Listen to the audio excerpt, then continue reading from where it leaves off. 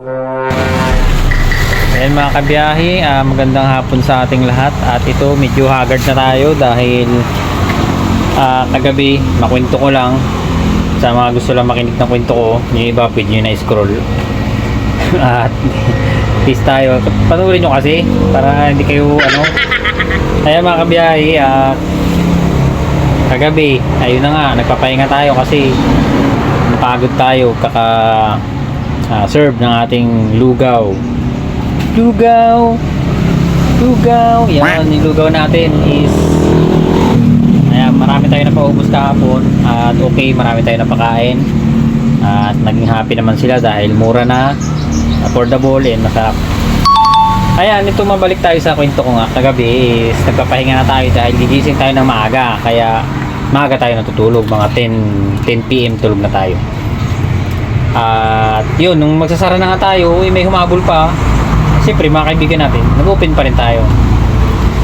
At siyempre tulog na tayo ngayon ulit, kaya balik sa kwento, tulog na. Kaya may kumatok mga kabiyahe, kumatok. Kala ko na naginip lang ako, alauna na madaling araw mga kabiyahe, alauna na madaling araw, may kumatok dito at gusto nilang kumain. Siyempre mga kaibigan natin yan.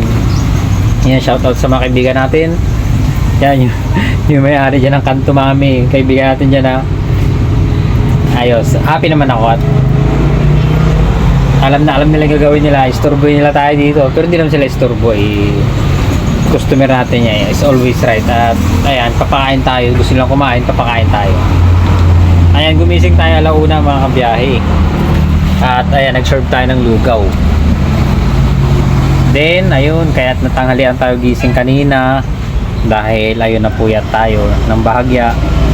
At yung isang kaldero natin kanina na naka-prepare kasi 5 AM na tayo nagising, nakapag-start ito sa ating tindahan at naubos yung ating isang kaldero na naka-prepare pang umaga. At yung ayaw ko pa naman talaga mga kabiyahe, yung may lalampasan tayo ng customer dahil naubusan na naman tayo ng lugaw at may nakasalang pa tayo na hindi pa luto dahil naubos na yung isa. Kaya pasensya na sa mga customer natin at talagang minsan may nakakalampas na 2, 3, nakaraan nga 10 yung nakalampas nang hinayang ako ng mga kabiyahe. Pero awat tulong ng Panginoon, bumabalik naman sila at ayun, nakaabil naman sila ng murang lugaw natin at masarap. Ayan, ngayon mga kabiyahe, itong lugaw natin, ayan, naggatong na lang tayo. Very practical tayo ngayon kasi napakamahal ng uling.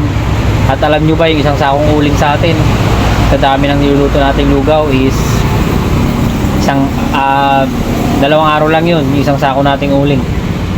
Depende kung taga-4 na kaldero na ubos natin, baka hindi abutin ng 2 araw, baka isang araw kalahati lang. Ayan, ito ba yung mga kabiyahe, ubos na yung isang kaldero natin. Then ito, meron tayong itong isa, ayan, may bawas na rin yan. Any moment soon, ayan, ubos yan, maya konti. Tapos ayan, bali ito siyempre bagong ubos lang yan at laging nakasalang yan siya sa malagkit yan yung ilalim, kaya hindi natin siya pwedeng linis. Kaya hintayin natin mag-settle yung lugaw para malinis natin, then salangan natin agad yan. Tuloy-tuloy lang po ang salang ito mga kabiyahe. At kahit nagpapahinga tayo ng gabi, nakasalang lang yan, tuloy-tuloy po yan. Kaya ayan, awa tulong Panginoon, salamat sa pagtangkilik nyo sa ating lugawan. Ayan, gatong tayo, gatong. Ayan, thank you and have a good day po sa ating lahat. Ayan, picture muna tayo, 3 kaldero natin. Ayan, knowledge is power.